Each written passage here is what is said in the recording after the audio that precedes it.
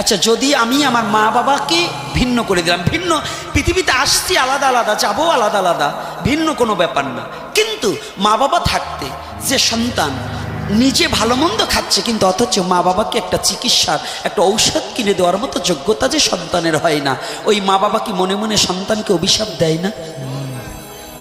যেন কৃষ্ণ বলে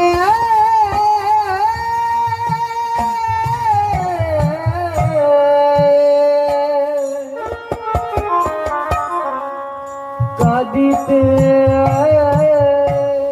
গর্ভধারিণী মা বাবা যদি প্রকৃত মা বাবা হয়, এই এখন যেটা কথা বসবে যদি মহিলারা বলে বসবো, ওরা ওর শ্বশুর শাশুড়ির খাবার দেয় না, স্বামীরে মারে। আমার কথা শোনো মা, আর যদি পুরুষ ছেলে কথা বলবো বলবো ওই দলেরই। যদি কোনো মানব জীবনে মা বাবাকে আশ্রয় করে তো এসেছি, আশ্রয় ছাড়া কেউ এসেছি কি? আশ্রয় ছাড়া আসছি বাবা? তাহলে মা বাবা আমাদের একটা আশ্রয় নয়? তাহলে মা বাবাকে ভালোবাসা এটা কি আমার কর্তব্য নয়? কর্তব্য কি না? আচ্ছা, যদি আমি আমার মা বাবাকে ভিন্ন করে দিলাম, ভিন্ন পৃথিবীতে আসছি আলাদা আলাদা, যাবো আলাদা আলাদা, ভিন্ন কোনো ব্যাপার না, কিন্তু মা বাবা থাকতে যে সন্তান নিজে ভালো মন্দ খাচ্ছে কিন্তু অথচ মা বাবাকে একটা চিকিৎসার একটা ঔষধ কিনে দেওয়ার মতো যোগ্যতা যে সন্তানের হয় না, ওই মা বাবা কি মনে মনে সন্তানকে অভিশাপ দেয় না? দিওয়াও লাগে না, আপনি হয়ে যায় কি না?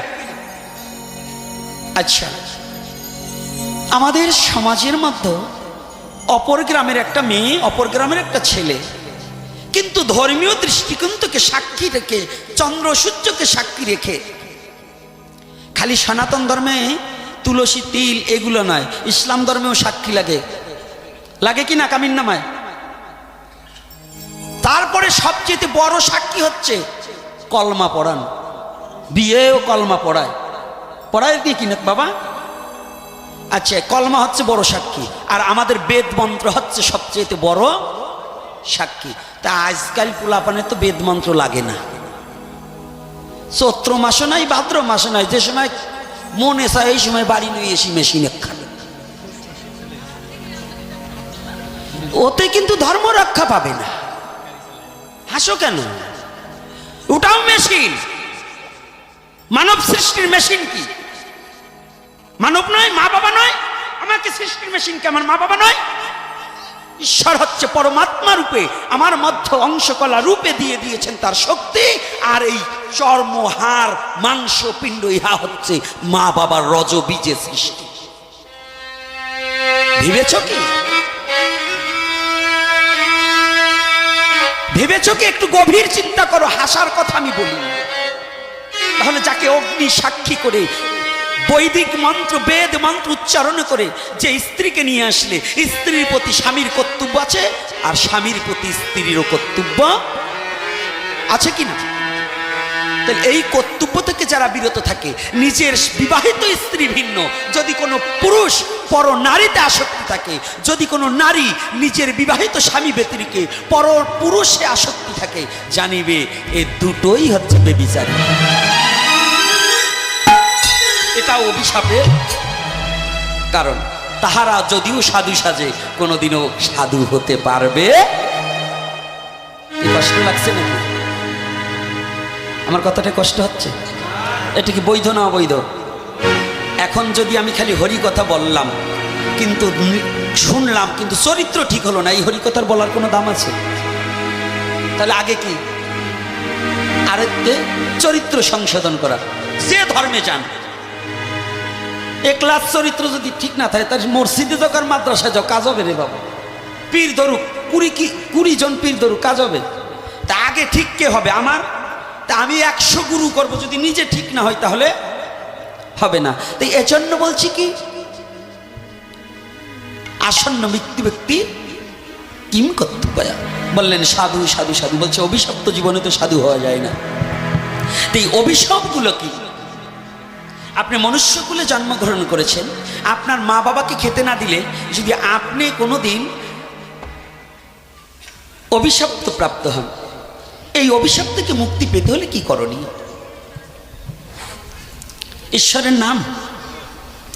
ঈশ্বর বললেন, আমার কাছে যদি কেউ অপরাধ করে আমি তাকে ক্ষমা করে দেব, কিন্তু আমার ভক্তের কাছে যদি কেউ অপরাধ করে সেই অপরাধের কোনো ক্ষমা হবে না। আমার ভক্তের কাছে তুমি যদি কোনো অপরাধ করো, তোমার নিজে ইচ্ছায় তার কাছে ক্ষমা চাইবে, যদি সে তোমাকে ক্ষমা করে দেয় আমি ঈশ্বর তোমাকে ক্ষমা করে দেব। এজন্য পৃথিবীর মধ্যে বৈষ্ণব অপরাধ হচ্ছে সর্বশ্রেষ্ঠ অপরাধ। এই বৈষ্ণব অপরাধের নাহিকো এড়ান। হরি স্থানে অপরাধে তরে হরি নাম, তোমার স্থানে অপরাধের নাহিকো এড়ান। এজন্য মনুষ্য জাতির মধ্যে যারা শুদ্ধ কৃষ্ণ ভক্ত, তার কাছে যদি কেউ অপরাধ করে সেই অপরাধের কোনো মুক্তি নেই। যত সময় পর্যন্ত ওই ভক্তের কাছে তুমি ক্ষমা না চাইবে ততদিন পর্যন্ত মুক্তি হবে না না না। যখনই পরীক্ষিত বললেন আমার অভিশপ্ত জীবনে সাধু হতে পারবো না, সুখদেব গোস্বামী বললেন, মহারাজ চিনি কখনো নিজে বলতে পারে না আমি কতটুকু মিষ্টি। চিনি বলতে পারে, মিশ্রি দানা বলতে পারে? তাহলে বলে কে? যে ওই চিনিটাকে আস্বাদন করেছে। যে ব্যক্তি সাধু হয় সে কোনোদিন বলে না আমি সাধু হয়েছি, সে বলে আমি কিচ্ছু হতে পারিনি, আমি ভক্তের দাস হওয়ার মতো যোগ্যতা হয়নি।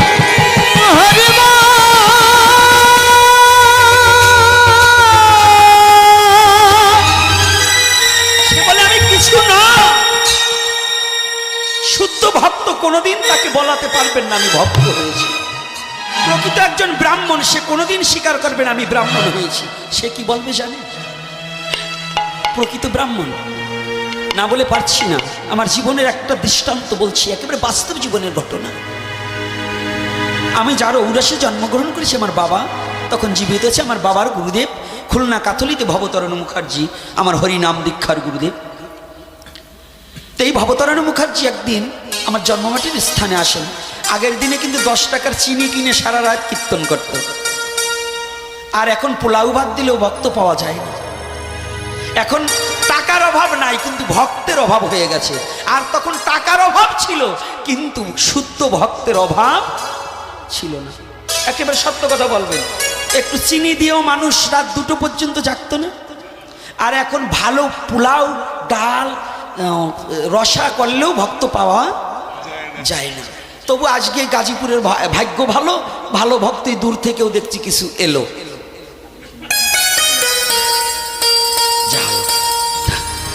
এখন ওই চিন্তা নেই। তো এইবার যখন বাবার গুরুদেব এসেছে, আসার পরে বাবা রাত্রে কীর্তন আরম্ভ হয়েছে। তা আমার বাবাও একটু কীর্তন করত। তো ছোটবেলায় আমি এবার একতারা বাজিয়ে বাবাকে সহযোগিতা করতাম। তো যখন একতারা বাজাচ্ছি, ওই একটা গান এসেছে। তখন আমার জন্মস্থানটা তো ওরাকান্দির থেকে একটু কাছাকাছি হয়। তো ওই হরিসঙ্গীত একটা গান ধরেছে, গুরুচাঁদ পাঠাইও না জমের কাছারি, আমায় তোমার কৃপা ডোরে বন্দী করে রেখো তোমার প্রেম হুজুরি, গুরুচাঁদ পাঠাইও না জমের কাছারি। গানটা এক প্রকারে এমন ভাবে আনন্দদায়ক হয়েছে। ওই ভবতারণ মুখার্জি যিনি একজন ব্রাহ্মণ, একজন গুরুদেব, সে কখন যে ওনার আসন ছেড়ে গিয়ে ওই শিষ্যর পা দুখানা জড়িয়ে ধরে কাঁদছে। হরিবোল হরিবোল রাধে। আনন্দের বন্যা বয়ে যাচ্ছে। তখন এই ভাবটা আমার হৃদয়ে জাগেনি। তথাপিও যেন ওনাদের কান্না, ওই যে একটা কথা আছে, কান্না দেখে কেঁদে মরি, বনে কাঁদে করি হরি, ওই একটা অবস্থা। ওই ভাবটা, ওনাদের কান্না দেখে আমার চোখেও জল, একটা কান্নার স্রোত বয়ে গেল। পরের দিন সকালে আমার এক ঠাকুরদা আবার জিজ্ঞাসা করছে, ও দাদু আপনি ব্রাহ্মণের ছেলে, আজকেই ওদের আপনার শিষ্যদের পায়ে পড়ে গেলেন, কবে? কালকে কীর্তনে বলছে, আপনি দেখছেন আমি আমার শিষ্য কিংবা ব্রাহ্মণের পায়ে পড়েছি, কিন্তু জানেন আমি কালকে আমি কোনো নমসূত্রের পায়ে পড়িনি, আমি কোনো আমার শিষ্যর পায়ে পড়িনি, আমি কাল সাক্ষাৎ আমার গৌর হরির চরণে পড়ে দিয়েছিলাম। হরি বল, হরি বল।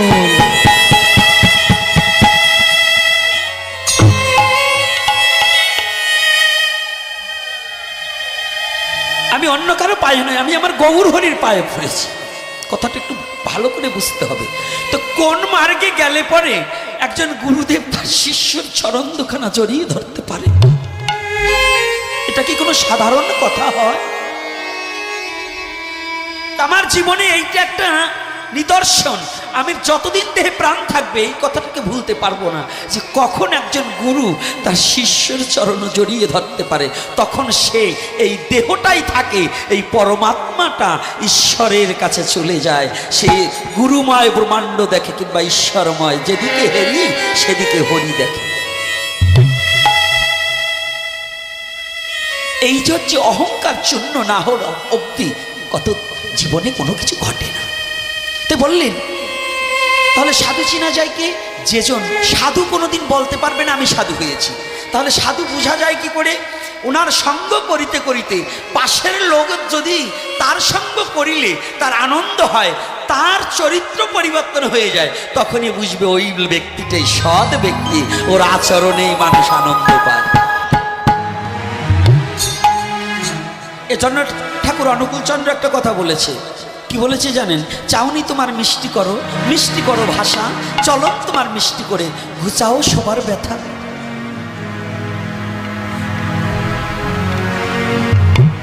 দেব গোস্বামী বললেন, মহারাজ আপনি যে কখন সাধু হয়েছেন আপনি নিজেও জানেন।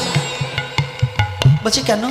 বলছে আপনার পিতামহর চেয়েও ভালো উত্তম কথা আপনি বলিয়াছেন। মহারাজ পরীক্ষিতের পিতামহ কে গো? পিতামহ চিনেন? মানে ঠাকুর দাদা। পরীক্ষিতের ঠাকুর দাদার নাম কি?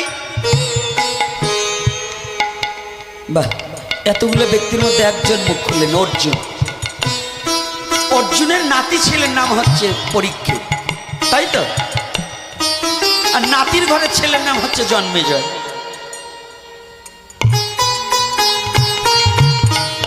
তোমার পিতামহর চেয়ে অর্জুনের চেয়েও তুমি ভালো কথা বলিয়া, যে ভগবানের বন্ধু ভগবানের সখা তার চেয়ে ভালো কথা কি বললেন? অর্জুনের বন্ধু শ্রীমদ্ ভগবত গীতায় বললেন, নররূপে আমি অর্জুন। ভগবান কে কথা বলেনি? নররূপে আমি অর্জুন। সেই অর্জুনের চেয়েও ভালো কথা বললেন। কি ভালো কথা বলছেন? বলছেন, মহারাজ আপনার পিতামহ যার রথের সারথি ভগবান কৃষ্ণ দয়াময়, তার পক্ষে মঙ্গল মঙ্গলের কি বা রয় ভয়।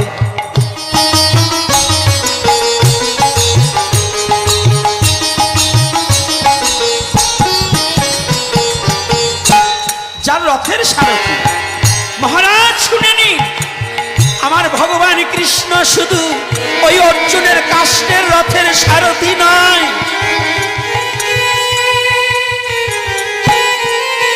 আমার ভগবান কৃষ্ণ প্রতিটা জীবের জীবন রথের সারথি আমার কৃষ্ণ দয়াময়।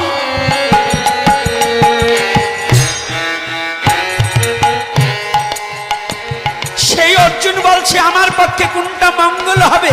মঙ্গলময় হরি যার রথের সারথি, তার কি আর মঙ্গল চিন্তা করার প্রয়োজন আছে? মঙ্গলময় কে? আমার ভগবান। তো যার কাছে সে মঙ্গল খুঁজছে। এইবার নির্বাক্য হয়ে গেছে। আর আপনি বলছেন কি জানেন? কর্তব্য কর্মের কথা। তো জগতে কর্তব্য পরায়ণতা হতে হয়। তো কর্তব্য কাকে বলছে? আপনি অন্য গ্রামে সাধুগিরি করতে গেলেন, নিজের ঘরকে ঠিক রাখলেন না, এটা তো সাধুগিরি নয়। আমার কথাটা কিন্তু একটু ব্যতিক্রম, কষ্ট পাবেন না। আনছেন যখন দুটো শক্ত কথা শুনতেই হবে, জেনে শুনেই তো আনছেন, তাহলে শক্ত দুটো কথা না বলে পারছি না। কর্তব্য কি? পিতৃত্ব কর্তব্য, মাতৃত্ব কর্তব্য, পুত্রত্ব কর্তব্য, বন্ধুত্ব কর্তব্য আছে না? প্রতিটা ব্যক্তির কর্তব্য আছে কি না? ভাই ভাইয়ের প্রতি কর্তব্য আছে না? স্বামী স্ত্রীর প্রতি কর্তব্য আছে না? বাবা ছেলের প্রতি কর্তব্য আছে, ছেলের বাবার প্রতি কর্তব্য আছে। সবাই শুধু আমরা ছেলের কর্তব্য খুঁজি, কিন্তু বাবা মায়ের যে কর্তব্য আছে এটা কি খুঁজি? হ্যাঁ, বাবা মায়ের কর্তব্য নাই, আছে কি না? ইসলামে বললেন সে একজন প্রকৃত মা বাবা কি তার ছেলেকে যদি দ্বীনের শিক্ষা দিতে পারে। আর সনাতন ধর্মে বললেন ধর্মবিহীন মনুষ্য পশু তুল্য, কি সে প্রকৃত পিতামাতা যে তার সন্তানটাকে ধর্মের পথে নিযুক্ত করতে পারে। সন্তান জন্ম দিলে যদি তোমার সন্তানটাকে ধর্মের পথে না নিতে পারো, তাহলে তুমি প্রকৃত পিতামাতা নও। আচ্ছা, আমরা এই যে যারা এসেছি, আপনাদের দেশে অনেকদিন ধরে আসি না, আমরা তো ছেলে মেয়েকে শিক্ষিত করবার চাই, ছেলে মেয়েকে বড় চাকরিজীবী করতে চাই, ভালো ঘর বাড়ি করে দিতে চাই, জায়গা জমি করে দিতে চাই। কয়জন মা বাবা আছি যে আমার ছেলেকে আমি সাধু করব? আছি? আরো সাধু পথে গেলে বাধা দেই। কি কে বলছে নাই? বাবা আপনি জানেন না, এই পৃথিবীর মধ্যে যত ধর্ম আছে তার মধ্যে শিক্ষিত জাতি ছিল এই সনাতনী, কিন্তু এরা আলসা ছিল, সেটা উঠিয়ে ফেলছে। আপনি জানেন না হয়তো ইতিহাস, আমাদের টোলা ছিল, গুরুগৃহ ছিল, প্রতিটা সেগুলো এই জাতিতে নিজেরা হিংসার কবলে পড়ে উঠিয়ে ফেলেছে। কি উঠিয়ে ফেলছে না? বলুন সত্য কথা কিনা? আমাদের টোল ছিল না? আচ্ছা, গুরুগৃহ ছিল না? সেটা কোথায় গেল? কেন আমাদের কেন এটা করেছে জানেন? এই জাতিকে মূর্খ তৈরি করার জন্য কিছু স্বার্থান্বেষী ব্যক্তিরা এইগুলোকে আস্তে আস্তে করায়ত্ত করে তারা ছাড়া আর অন্য কোনো জাতি পড়তে পারবে না। কি কষ্ট হচ্ছে নাকি আমার এই কথাটা? না মিথ্যা বলছি? বলুন।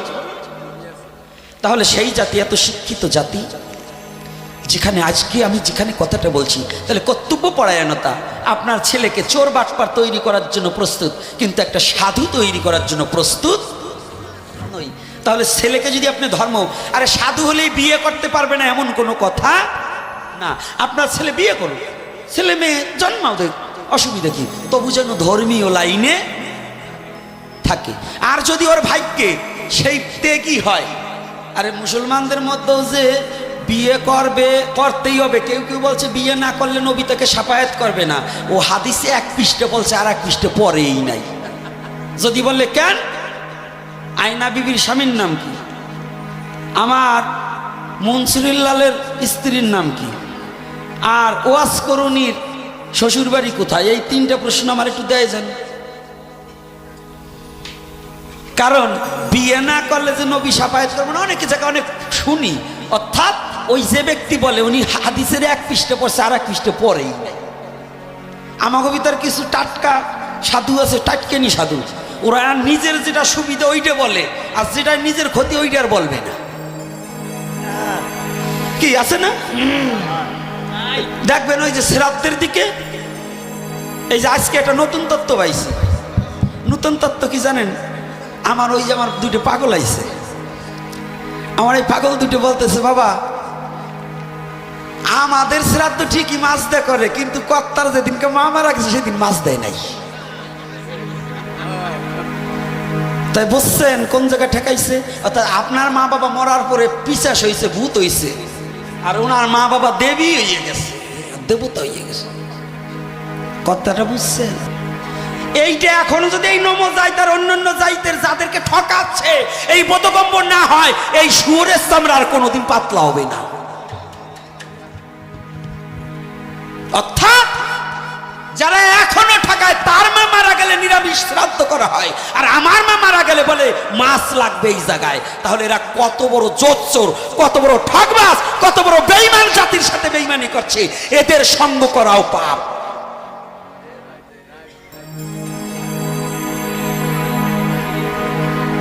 যদি কেউ থাকে দাঁড়ান, আমি বলছি, যদি প্রমাণ না দিতে পারি তাহলে আমার জিহ্বা কেটে দেবেন, লিখিত দেবেন।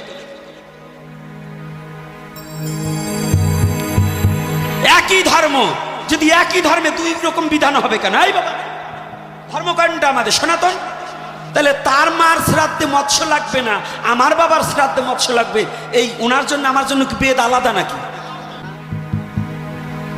ভাই কি আলাদা না? এক কথা বলেন না কে?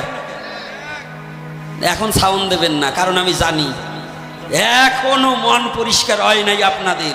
যতই ভাগবত দেন আর কীর্তন 15 দিন 1 মাস দেন, 1 মাস ভাগবত দেন, টাকা হয়েছে পয়সার কামড়ে ভাগবত দেওয়া শিখছে আর কীর্তন দেওয়া শিখছে। এখন এই সনাতনী জাতি পয়সার কামড়ে দেয়, কিন্তু হৃদয় দিয়ে ভালোবাসে না ধর্মকে।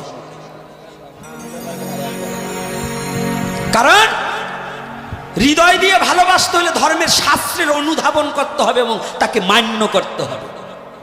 খালি মুখে মুখে পয়সা হয়েছে, ওই গ্রামে কীর্তন দিচ্ছে আমিও দেবো, খালি দলাদলি এক গ্রামে 3 খান 4 খান কীর্তন শুরু করছে, একটারও কীর্তন হয় না, খালি হিংসা বাড়ে। শয়তানিটা শুরু করছে, কিন্তু শয়তান মুক্ত হয় না। রাগ করছেন নাকি?